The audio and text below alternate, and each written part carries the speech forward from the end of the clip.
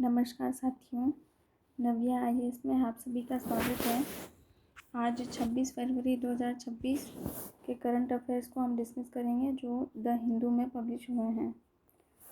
सबसे पहली जो न्यूज़ है वो इंडिया और इजराइल संबंध का है। पहला ये आर्टिकल और दूसरा ये आर्टिकल, इन दोनों को मिलाकर हम इसका नोट्स भी बनाएंगे और इसे डिस्कस भी करेंगे एक ही साथ, ठीक है।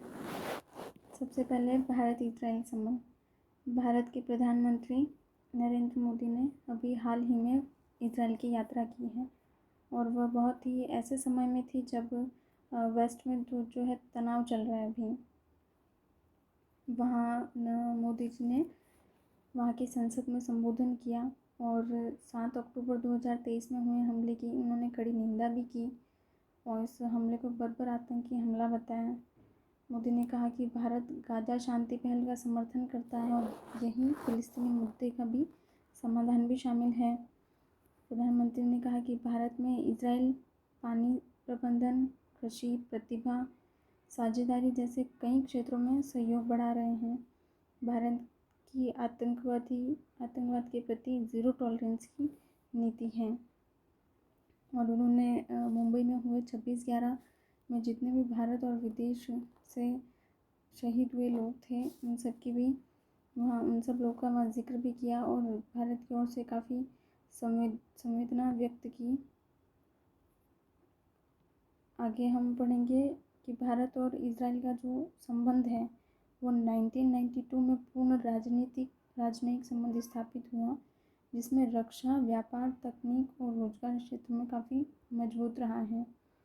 2022 से 23 में ये जो व्यापार है वो $10.7 बिलियन से अधिक का व्यापार था दोनों देशों के बीच। और युद्ध और जो मार्ग है उनमें जो प्रॉब्लम्स आई उसके चलते 2024 और 25 में यह $3.6 बिलियन रह गया। भारत से इजराइल को मुख्य निर्यात जो है 2019 से 25 के बीच क्या था, पेट्रोल और डीजल जैसे रिफाइंड पेट्रोलियम उत्पाद और हीरे भारत से इजराइल मंगाए जाते थे। और भारत का जो आयात था इजराइल से वो कच्चे हीरे जिन्हें काट छाट कर पॉलिश कर वापस निर्यात कर देता था, रासायनिक उर्वरक, इलेक्ट्रॉनिक सर्किट और रडार उपकरण, ये हम भारत आयात करता था इजराइल से और बेचता क्या था, पेट्रोल और डीजल और हीरे। नेक्स्ट है रक्षा सहयोग। 2014 से 24 के बीच भारत ने इजराइल के कुल हथियार निर्यात में से लगभग 38% हिस्सा खरीदा। भारत जो है इजराइल के हथियार का सबसे बड़ा खरीदार है। निवेश इजराइल में 2000 से 2025 तक भारत में $347 मिलियन का निवेश किया, खासकर तकनीक के क्षेत्र में किया। और भारत ने $443 मिलियन का निवेश इजराइल में किया। रोजगार और छात्र 2024 में 32,715 भारतीय इजराइल गए। 32,000 भारतीय कामगार वहाँ काम करते हैं और 900 भारतीय छात्र वहाँ पढ़ाई करते हैं। अतः यह यात्रा ऐसे समय में हुई है जब पश्चिम एशिया तनाव की स्थिति में है। भारत इजराइल संबंध रणनीतिक, आर्थिक और तकनीकी रूप से काफ़ी मजबूत है, लेकिन क्षेत्रीय तनाव के कारण सावधानी और संतुलन की ज़रूरत है। चलिए अगली खबर की ओर बढ़ते हैं। Unpacking the myth of safe bottled water in India, ये एक एडिटोरियल है जो आज आया है द हिंदू में। इस लेख में भारत में जो बोतल बंद पानी है उसके बारे में बात की गई है और उसके सुरक्षित होने पर सवाल उठाया गया है कि बोतल बंद पानी सुविधा ही नहीं बल्कि रोज़मर्रा की ज़रूरत बनकर रह गई है। होटल, ऑफिस, रेस्टोरेंट सभी जगह पैक पानी को काफ़ी सुरक्षित बताया जाता है और नगर निगम के पानी पर लोगों का भरोसा कम रह गया है। लेकिन हाल ही में वैज्ञानिकों ने इस धारणा पर सवाल उठाया है कि ये जो माइक्रो प्लास्टिक क्या होता है, बहुत छोटे प्लास्टिक के कण होते हैं, 5 mm से भी छोटे होते हैं, जो बंद बोतल पानी जो होता है उसमें पाए जाते हैं। नागपुर में एक स्टडी हुई, उसमें पाया गया कि नागपुर, मुंबई, आंध्र प्रदेश के हर सैंपल में माइक्रो प्लास्टिक मिला है, और स्थानीय और छोटे ब्रांड के जो पानी में प्रदूषण बहुत ज़्यादा था, बहुत ही घटिया प्रकार के सैंपल थे वहाँ। सेहत पर माइक्रोप्लास्टिक के असर पर अभी शोध जारी है कि लंबे समय तक ये माइक्रोप्लास्टिक क्या असर करते हैं बॉडी पर, अभी भी इस पर शोध चल रहा है। कोई निष्कर्ष अभी तक आया नहीं है, लेकिन इतना तय है कि ये जो जहरीले कण हैं ये बहुत ज़्यादा नुकसान पहुंचाने वाले हैं लंबे समय में। ये कण जहरीले रसायनों को अपने साथ अपनी बॉडी में ले जाते हैं। फिलहाल जो नियम है वह तुरंत असर करने वाले प्रदूषण पर ध्यान देते हैं, न कि लंबे समय पर जो असर कर रहा है बॉडी पर। पानी की बोतल धूप में रखी जाती है तो रसायन जो है वो आसानी से पानी में घुल जाते हैं, जैसे एंटीमनी, थैलेट, अन्य प्रकार के जो रसायन हैं वो प्लास्टिक में, माइक्रोप्लास्टिक में पाए जाते हैं। और अगर उन्हें धूप में रखा जाता है तो बहुत इजीली वो घुल जाते हैं और हमें पता भी नहीं चलता। और ये नियम और निगरानी की कमी है भारत में अभी, कि जो छोटे छोटे ब्रांड है वहाँ पर हम निगरानी ही नहीं करते हैं, कोई नियम ही ऐसे नहीं बनाए गए हैं सेफ़ वाटर या प्योर वाटर को लेकर। पर्यावरण पर क्या असर पड़ता है कि लाखों टन का कचरा बनता है। प्लास्टिक टूटकर माइक्रो प्लास्टिक बनता है और यह पुनः जल के स्रोतों में बहकर पानी में वापस मिल जाता है।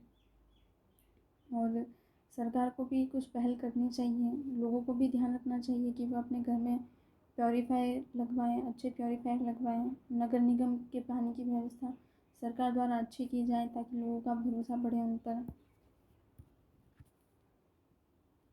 चलिए अगली खबर की ओर बढ़ते हैं।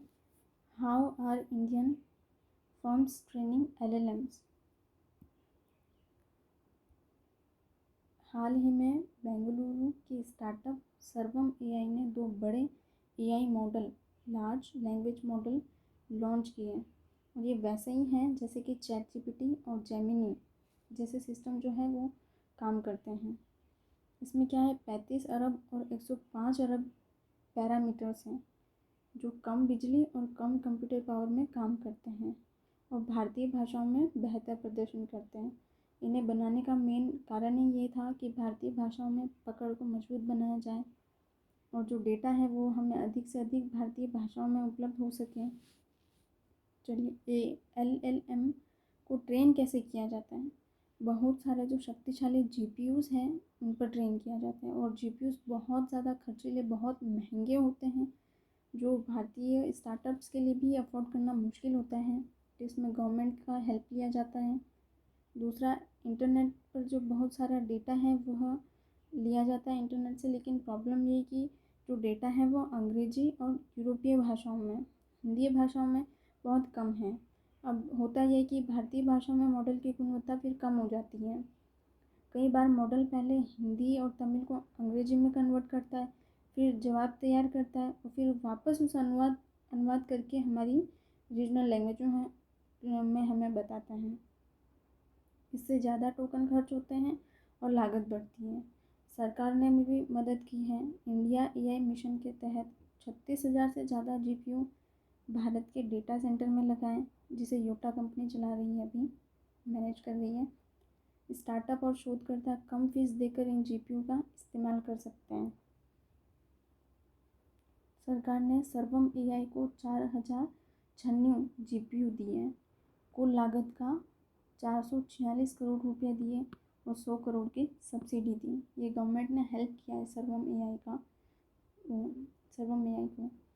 ये मिक्सचर ऑफ एक्सपर्ट का भी इसमें जिक्र किया है। ये क्या होता है, चलिए जानते हैं। MOE मॉडल के कुछ हिस्से ही सक्रिय होते हैं। जनरली क्या होता है, जब हम AI से कुछ भी पूछते हैं तो उसके सारे पैरामीटर्स एक साथ काम करने लगते हैं, जिससे पावर कंजप्शन बहुत ज़्यादा होता है, बहुत ज़्यादा खर्चीला हो जाता है। तो ये MOE का जो नया कॉन्सेप्ट आया है हमारे मॉडल्स में होगा वो, कि कुछ हिस्से ही सक्रिय होंगे पैरामीटर्स के, सारे पैरामीटर एक साथ नहीं चलते हैं, जिससे ये कम खर्चीला होता है, कम पावर कंजप्शन होता है इसके अंदर। दुनिया के सबसे बड़े मॉडल में अभी भी ये बहुत छोटा है, सबसे बड़े मॉडल में अभी भी इसकी गिनती नहीं होती है। लेकिन फ़िलहाल हमारा ध्यान जो है भारतीय भाषाओं की सटीकता, उपयोगिता, कम लागत और भारतीय संदर्भ के अनुसार ही काम करें, इन सभी बातों पर हमारा ध्यान अभी ज़्यादा हैं। अन्य भारतीय प्रयास भी किए गए हैं। भारत जन और जननी.ai। भारत जन 17 अरब पैरामीटर वाला मॉडल है जो शिक्षा और स्वास्थ्य के क्षेत्र के लिए काम करता है। और जननी.ai छोटा टेक्स्ट टू स्पीच मॉडल है। अतः भारत अब अपना खुद का AI इकोसिस्टम मजबूत करने की दिशा में आगे बढ़ रहा है। चलिए अगली खबर की ओर बढ़ते हैं। What are carbon capture and utilisation technologies. बहुत इम्पोर्टेंट भी है ये। CCU carbon capture and utilisation एक ऐसी तकनीक है जिसमें फैक्ट्रियों या हवा से जो कार्बन डाइऑक्साइड CO2 निकलती है उसे पकड़ा जाता है और किसी काम की चीज़ में उसे कन्वर्ट कर दिया जाता है, जैसे ईंधन, रसायन, सीमेंट और कंक्रीट, प्लास्टिक या पॉलीमर। यानी CO2 को ज़मीन में दबाकर स्टोर करने की बजाय उसे दोबारा उपयोग में लाया जाता है। भारत CO2 उत्सर्जन, हमें इसकी ज़रूरत क्यों पड़ी? क्योंकि भारत जो है वो कार्बन डाइऑक्साइड करने के मामले में दुनिया में तीसरे स्थान पर है। कुछ उद्योगों को पूरी तरह कार्बन उत्सर्जन मुक्त करना बहुत मुश्किल है, तो इस तकनीक के उपयोग से प्रदूषण कम होगा, नई इंडस्ट्री और रोजगार बनेंगे और 2070 तक हम नेट ज़ीरो लक्ष्य को पाने में भी हमें मदद मिलेगी। एक सर्कुलर अर्थव्यवस्था को भी इससे बढ़ावा मिलेगा। क्या इम्पोर्टेंट कदम अभी चल रहे हैं? जो अंबुजा सीमेंट अडानी ग्रुप है वो IIT बॉम्बे के साथ मिलकर CO2 से ईंधन और अन्य सामग्री बनाने पर काम कर रहा है। JK सीमेंट CO2 से हल्के कंक्रीट ब्लॉक और रसायन बनाने पर काम कर रही है। Organic recycling system limited ORSL biogas से निकलने वाली CO2 को बायो एल्कोहल में ट्रांसफ़र करने का काम कर रही है। हमारे सामने क्या क्या चैलेंजेस है इसको लेकर कि जो तकनीक होती है CO2 को पकड़ कर उसे चेंज करने की, वो बहुत ज़्यादा महंगी होती है। हमारे भारत में इंफ्रास्ट्रक्चर की भी कमी है और नीतियों की भी कमी है। तो अगर सरकार सही नीति, सब्सिडी और प्रोत्साहन दे तो यह तकनीक तेज़ी से आगे बढ़ सकती है। चलिए हम अगली खबर की ओर बढ़ते हैं। Balancing faith, dignity and constitutional rights. ये एक छोटी न्यूज़ की एक एडिटोरियल आया पेपर में जिसे हम ऐसे डिस्कस करेंगे कि सितंबर 2018 में सुप्रीम कोर्ट ने इंडियन यंग लॉयर्स एसोसिएशन बनाम केरल राज्य मामले में फैसला दिया कि सबरीमाला जो टेम्पल है उसमें हर उम्र की महिलाओं के प्रवेश को निषेध किया गया, जबकि पहले ये था कि 10 से 50 वर्ष की उम्र की महिलाएं अंदर नहीं जा सकती। इस फैसले ने देश भर में इस फैसले का जो विरोध हुआ, पूरे देश में विरोध हुआ इसका, और कुछ लोगों को लगा कि अदालत ने धार्मिक परंपराओं का सम्मान नहीं किया, और जबकि कुछ लोगों को लगा कि ये महिलाओं के अधिकारों पर बात हुई और ऐतिहासिक फैसला सुनाया गया। अभी कई याचिकाओं पर दोबारा सुनवाई हो रही है और जिसमें फैसले को पलटने की मांग की जा रही है। सुप्रीम कोर्ट का फैसला था कि महिलाओं के प्रवेश को रोकना उनकी धार्मिक स्वतंत्रता के अधिकार का उल्लंघन है। यह रोक संविधान और कानून दोनों के खिलाफ है।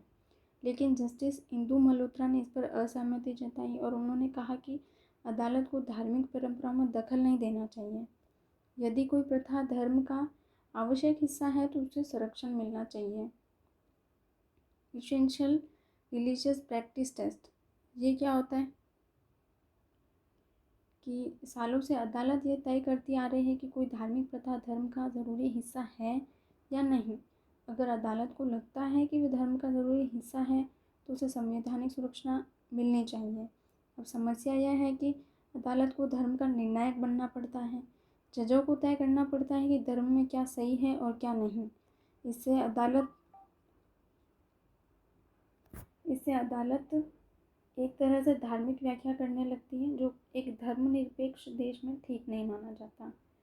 एंटी एक्सक्लूजन टेस्ट क्या है?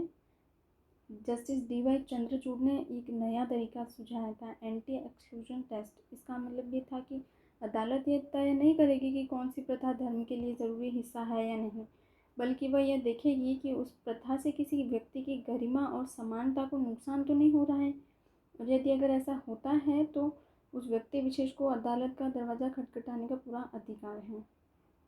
अगर कोई धार्मिक प्रथा किसी व्यक्ति को अपमानित करती है या उसके बुनियादी अधिकारों से उसे वंचित करती है तो संविधान को प्राथमिकता मिलेगी।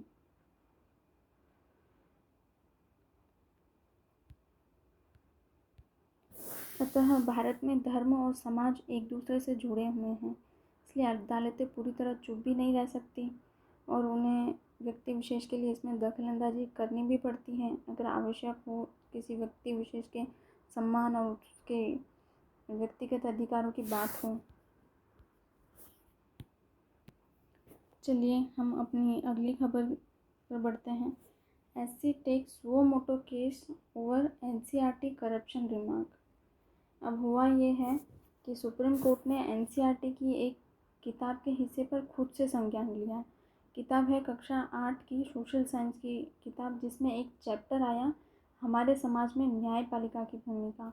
उस अध्याय में कुछ टॉपिक दिए जैसे भ्रष्टाचार, मामलों का बहुत ज़्यादा लंबित होना, जजों की कमी होना। इसमें जो खास तौर पर भ्रष्टाचार जो शब्द है उसको लेकर विवाद खड़ा हुआ है।